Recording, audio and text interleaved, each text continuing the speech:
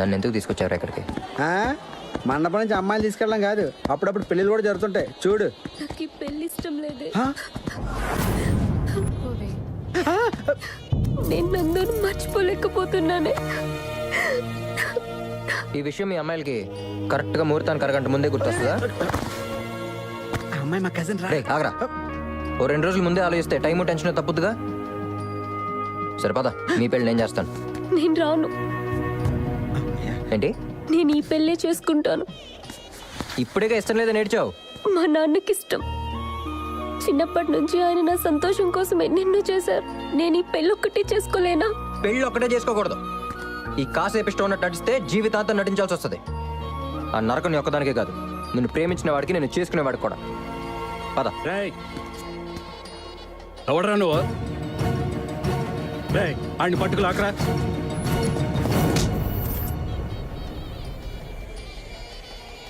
Sir, మీ అమ్మాయి చెప్పిన దాన్ని బట్టి మీరు చాలా మంచివారిని అర్థమైంది. గొడవబడి విషయం బయట అందరికీ తెలిసే కన్నా ఇక్కడే మాట్లాడుకోవడం బెటర్. ఏంట్రా నువ్వు చెప్పేది? సుమ్మా అని పెళ్లి జరుగుతుంటే ప్రేమ గేమాని మాయ మాటలు చెప్పి సింపుల్ గా అమ్మాయిని లేపుకుపోయా నీలాంటి వాడిని చంపిన పాపం లేదు. సింపులా? లేపుకెళ్ళడం సింపుల్ అని ఎవడన్నాడు సార్? ఒక అమ్మాయిని లేపుకెళ్తే ఎన్ని ప్రాబ్లమ్స్ ఉంటాయో తెలుసా సార్ మీకు? ఏ ఊరు వెళ్ళాలో తెలియదు, ఏ ఉద్యోగం చేయాలో అర్థం కాదు, పోలీసులు దొరికితే ఏమైపోతున్నా టెన్షన్, మీ మనుషులు కనపడితే చంపేస్తారే ఉన్న భయం, నమ్మొచ్చిన అమ్మాయిని మీకన్నా హ్యాపీగా చూసుకోలేనే ఉన్న బాధ, ఇలా అన్ని ఎమోషన్లు ఒక్కసారి బ్రెయిన్కి ఎక్కి గర్రం తిరిగితే దోల తీరిపోవచ్చు సార్ కుర్రోళ్ళకి.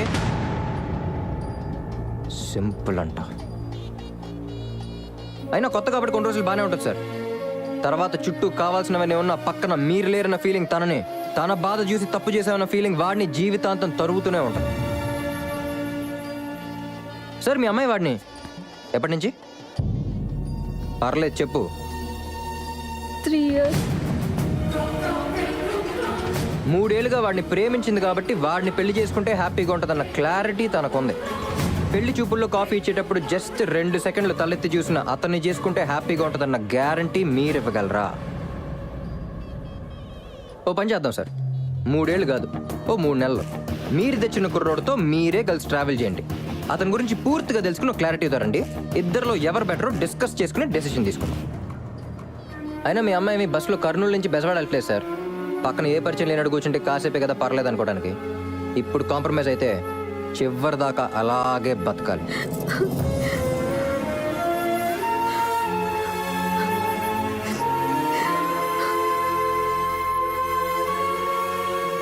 అమ్మా, ముహూర్తానికి టైం అయింది, పెళ్లి కుమార్తెను తీసుకురండి.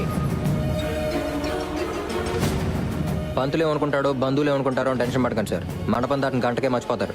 ఎవరి లైఫ్ అడిగి చాలా టైట్గా ఉంది.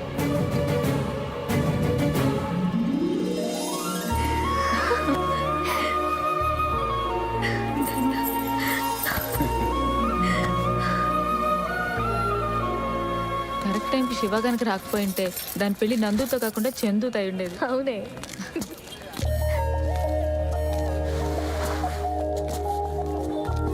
తను జరిగిన దాని గురించి ఎక్స్ప్లెనేషన్ ఇవ్వడానికో, నీతో గొడవ పట్టడానికో కాదు, మాట్లాడదామని వచ్చాను. తను లేకపోతే చేతులు కోసేసుకుంటా, బిల్డింగ్ మీద నుంచి దూకేస్తా, లైఫ్ లాంగ్ బ్యాచులర్గా మిగిలిపోతా అని చెప్పను. కానీ డెఫినెట్గా హ్యాపీగా మాత్రం ఉండలేను.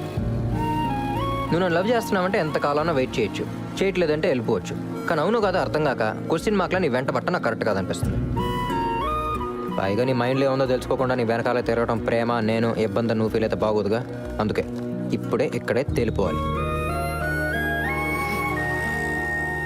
నన్ను లవ్ చేస్తున్నావా లేదా? చేస్తున్నావా లేదా? ఏదో ఒకటి చెప్పు. ఇదిగో లాస్ట్ అండ్ ఫైనల్ టైం చెప్తున్నాను, నీకు నా మీద లవ్ ఉంటే ఆ సందు తిరిగే లోపు ఒక్కసారి వెనక్కి తిరిగి చూడు చాలు. చూడకపోతే లైఫ్ లో ఇంకెప్పుడు నీకు కనపడను.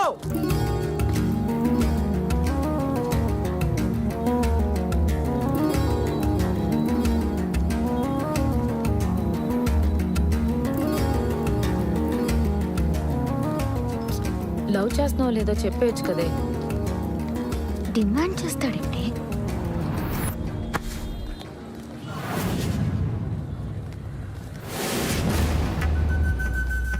ఏ బ్యాచ్ రా? లైటర్ ఫైట్ రా. లైటర్ లైటర్ గురించి కూడా కొట్టినావుగా. తనకు ఒక చిన్న టెస్ట్ పెట్టాను రా. ఇప్పుడు తను వెనక్కి తిరిగి చూస్తే నన్ను లవ్ చేస్తున్నట్టు. అప్పుడు నేను ఎక్కడ ఉండాలి కాబట్టి నీ ప్యాచ్ మొత్తాన్ని ఎర్రక్కొడతా. చూడలేదనుకో, దాంతో నాకు ఇంకా పని లేదు. నేనే మీతో వస్తాను, అక్కడ చూసుకున్నాం. Two minutes తీసుకొచ్చేస్తా.